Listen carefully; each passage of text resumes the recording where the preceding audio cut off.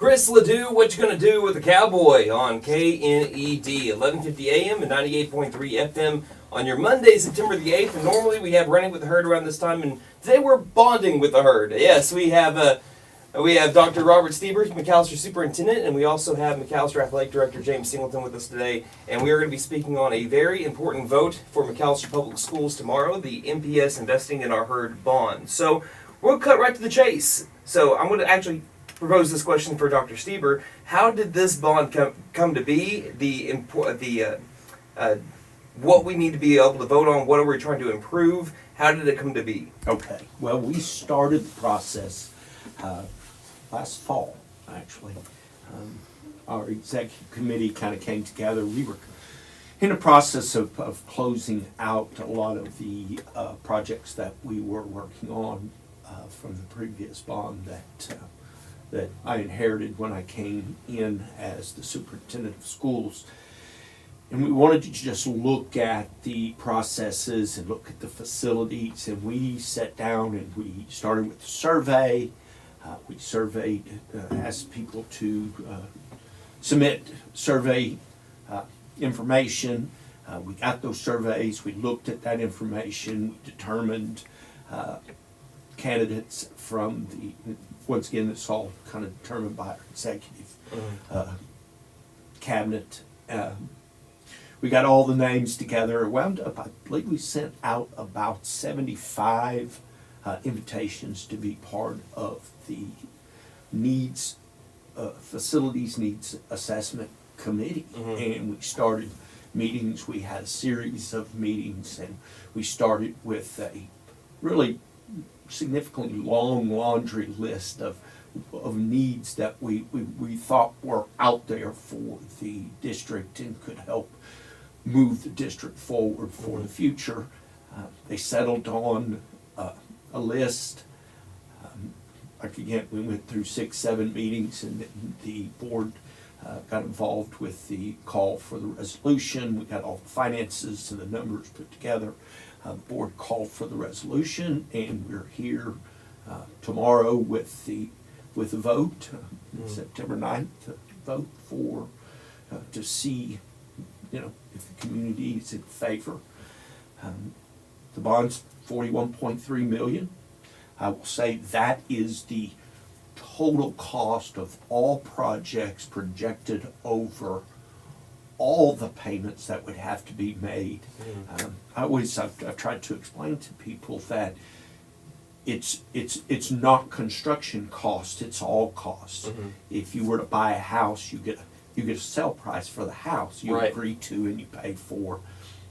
Then when you close, you're going to get an amortization page that shows you total costs. If, for instance, if you were to take out a 30-year mortgage, and the cost is going to be significantly higher than the sell price. Well, this is the same way. This would be amortized over a 20-year note. That's how bonds work. And then, but for the 41.3, we have 8 projects. We have 3 projects at the high school campus that we think are really, really important. One being a fully servicing ag barn where our children who want to be part of the animal science program and show animals, which I think in this area is really, really important. This gives our children a place to house their animal, they feed their animal, they can wash and groom and work their animals right on site.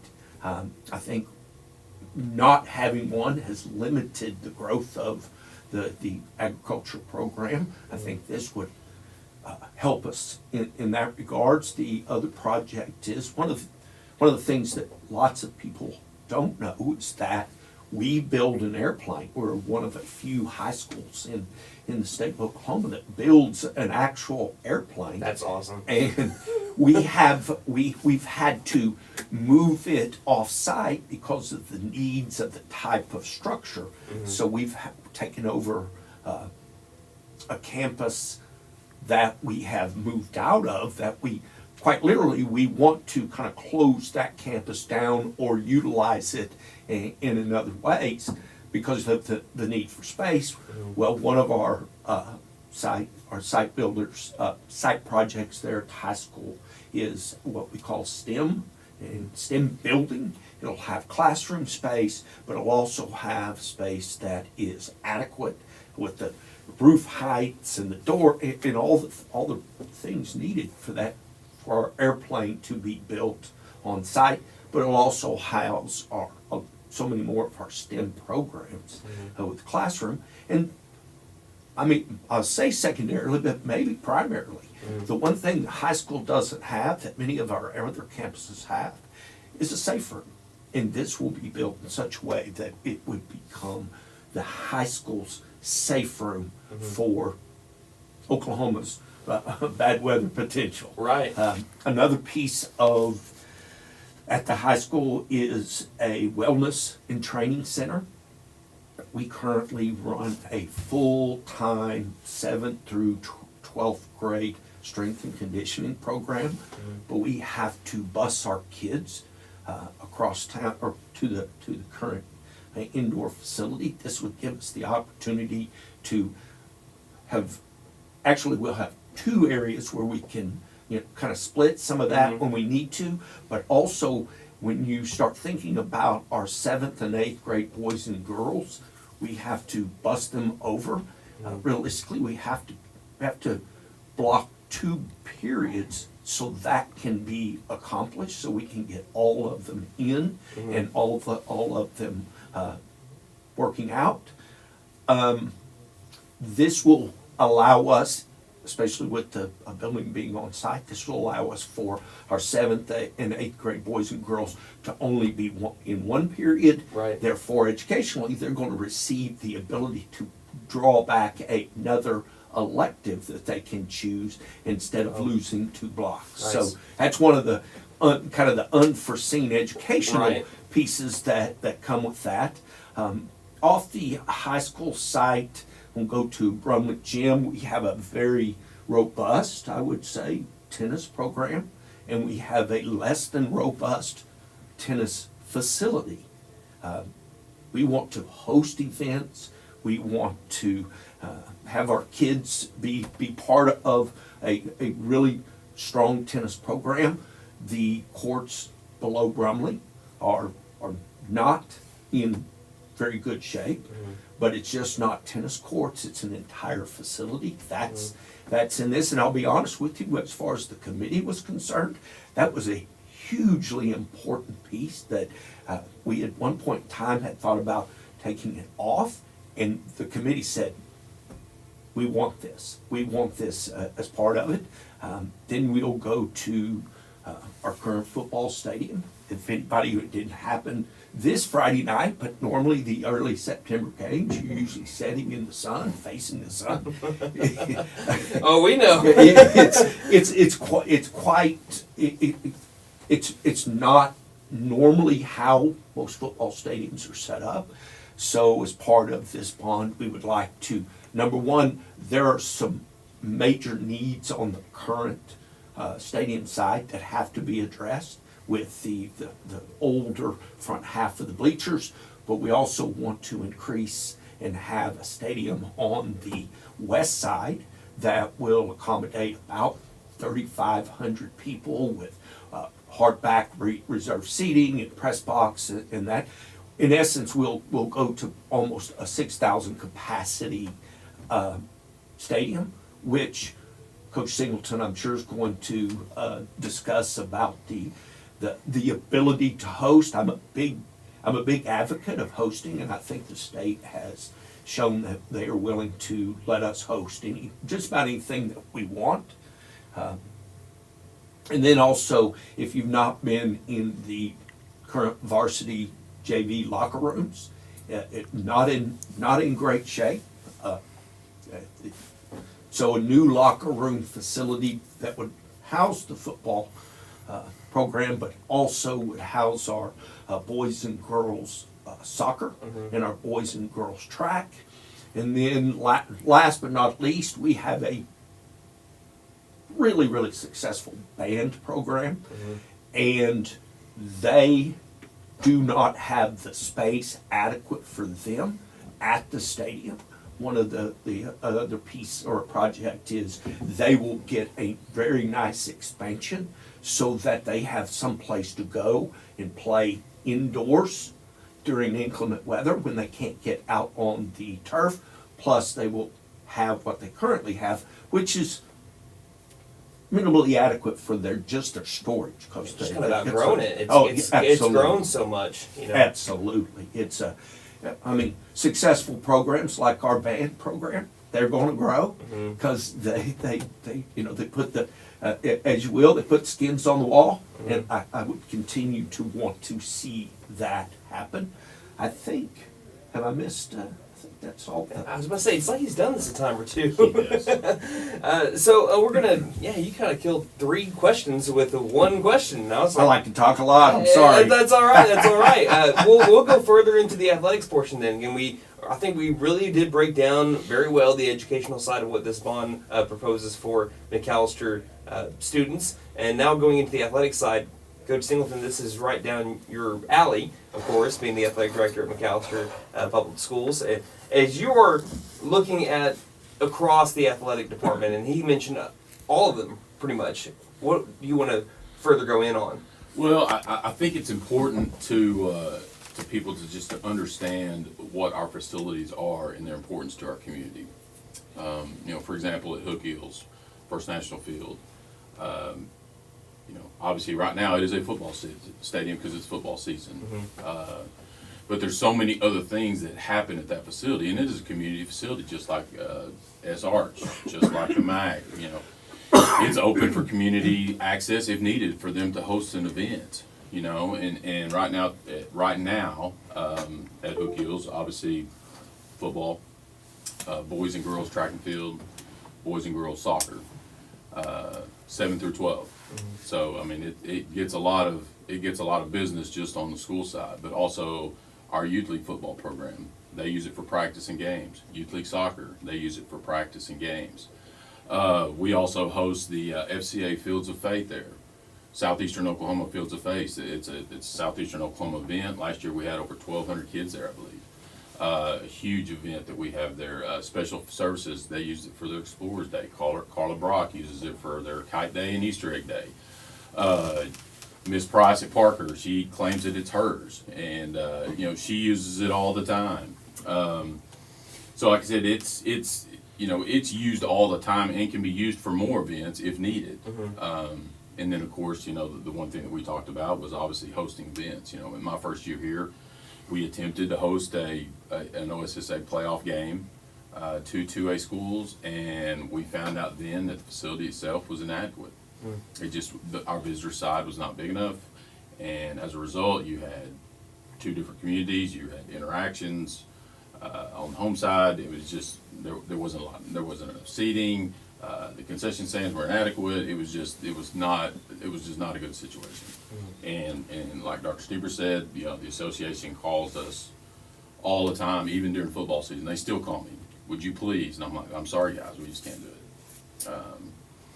So, as far as the stadium, and then of course, our locker room facility over there, I don't know if people are aware, obviously the football locker rooms have been the same since probably the beginning of football at McAlester. I don't know. It's been there for a while, but our boys soccer team, and our soccer programs, kind of our growth rate in our sports right now, girls wrestling is the fastest growing, boys and girls tennis is probably the second fastest growing, and then right behind those guys is our boys soccer program, but girls as well. And Coach Bowie and Coach Todd have done a great job of continuing growing those programs, have had a lot of success, made playoffs. Our boys are currently in a former retrofitted restroom on the home side bleachers. They have 30 plus kids that we're putting in a 250 square foot facility. It's not big enough. Right. Could we go build that just by itself? Possibly. But being able to have one facility to house where they can use, our training facilities for rehab, with kids that get injured, and not just student athletes. We have other kids from other activities that also see our athletic trainers. You know, being able to have a place that to treat those guys.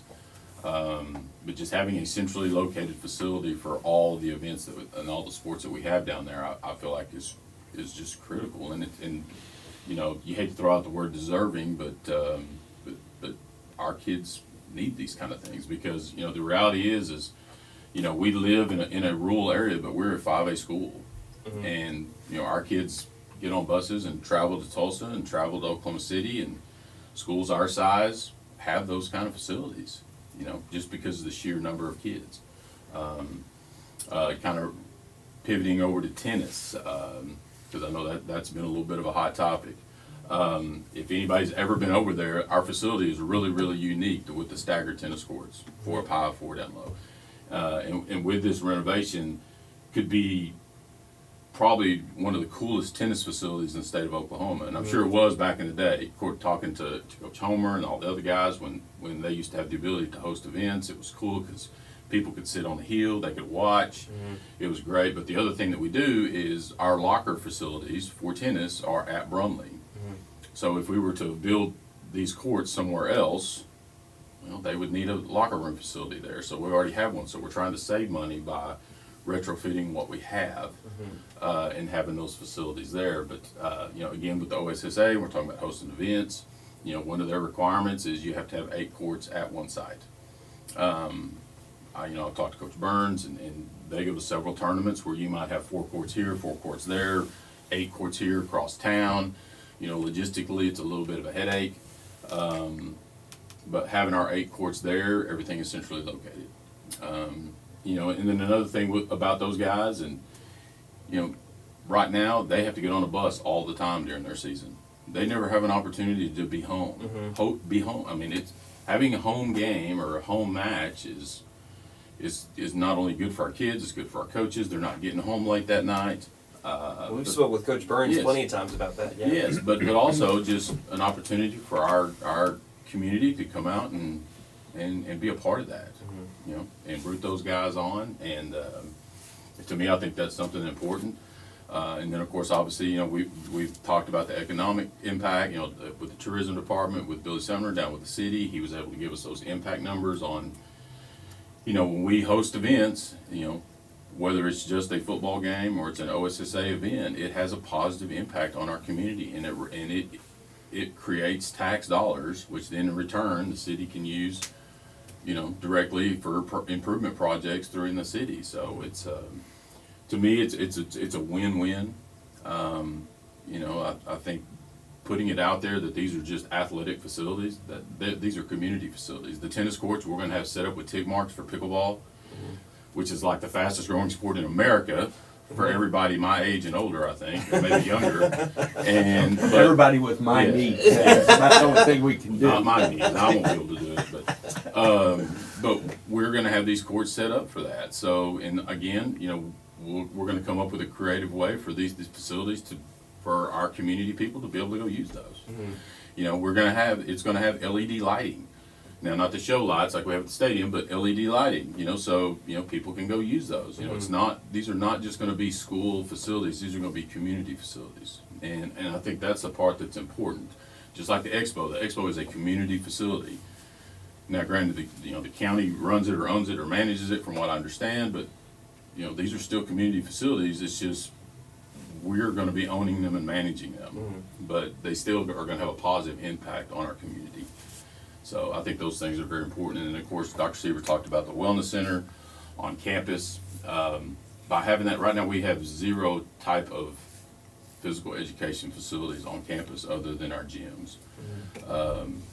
You know, a lot of talk nowadays is about mental health with young people. Well, the number one stress reliever still, regardless of, is exercise, some form of exercise. And right now we don't have that on our campuses. And with Coach Maddox, who does a great job just with our student athletes, but is really, really excited to work with non-student athletes, but to be able to create some classes to where, you know, kids can come in and be a part of that. And then hopefully the side hook would be is once you get a kid to come start doing that, maybe they would like to go ahead and get involved in an extracurricular activity. You know, because, you know, I mean, there's enough data out there that proves that, you know, the success rate of our students increases tremendously if they're involved in some type of extracurricular activity. Doesn't necessarily have to be athletics. So that there's a hook there, and then of course it eliminates. Dr. Steeber talked about it. Eliminates all the shuttles that we have to run during the day. We'll have two facilities that we're in first thing in the morning. We can work our girls at one side. We can work our boys at one side, and then they're taken care of for the day. I'm sure you want to tell a bunch of people, hey, don't you hate the 2:30 traffic Yes, rush? yes, absolutely. So like I said, on those, and it's, just to me, the opportunities are just unlimited is what we can do with these facilities and impact our community in a positive way, impact not just our student athletes, but all of our athletes and all of our students. I just think it's a win-win for everybody. And one thing that you were mentioning when it came to hosting events, and I know this is probably your guys' viewpoint as well, when you want to be able to grow athletic programs, like you said with tennis and things like that, a better way to do that is to be able to have home events, because other than that, the only way that you can rely on people, I guess, loving tennis or loving sports that don't get to have as many home games as watching them on TV. You don't get to see your local people as much, so the opportunity to see your local high school compete in those kind of events would grow the sport, I think, and get even more people excited about joining a program like that. But you guys have made this an easy interview so far. But we're going to now go on to the part about how it's going to be funded. Again, Dr. Steeber mentioned the dollar amount there, but exactly which taxpayers will be paying in on this and what can they expect? So if you have to live in the McAlester Public School district lines, if you pay your property taxes, so that does not mean all of Pittsburgh County. that is Or all of absolutely McAlester. true. Or all of the city. Right. Or all of the city of McAlester. Yes. Right. It depends on what school district your property lies in. Gotcha. So I saw it was like breaking it down. I know that you guys may not have all of this just readily available here, but when it comes to like a per year basis, what can taxpayers expect in terms of what they might have to pay more than what they currently do? So you can go on our website and there's a small little table, a little matrix of those values. But I will use the very bottom line on that matrix. Gotcha. And it all revolves around what your 2026 property tax bill is when it comes up. If you look at that and let's just use this number, let's say you pay $1,000 annually in property taxes in 26. The values in 27 would go up to $1,140, which is basically $140 more a year. Divided over monthly is less than $12 a month. Okay. And for people wanting to vote on this bond, how can they find out where to vote and what times can they vote tomorrow?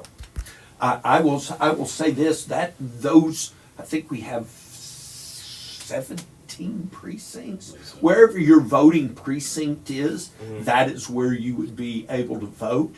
There was early voting opportunities on Thursday and Friday of last week. I haven't gotten those numbers yet, how many early voted, but whatever precinct you normally vote at during elections is where you would vote.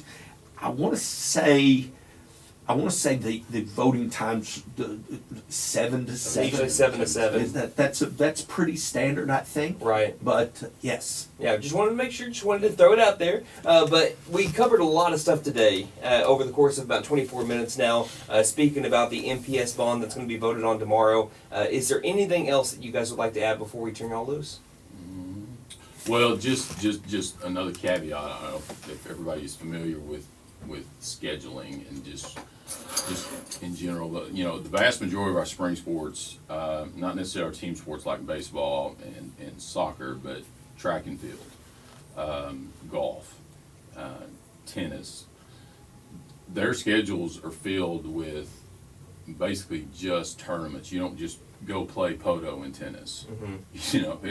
It's always some type of tournament. Well, with these tournaments, with those sports or meets or things of that nature, that involves entry fees, and they usually vary between $100 to $150 a team per gender. So for boys and girls tennis go somewhere, it's usually $300, and then that's just at the high school level.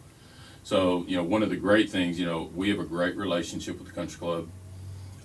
They do a phenomenal job working with us and with our golf program.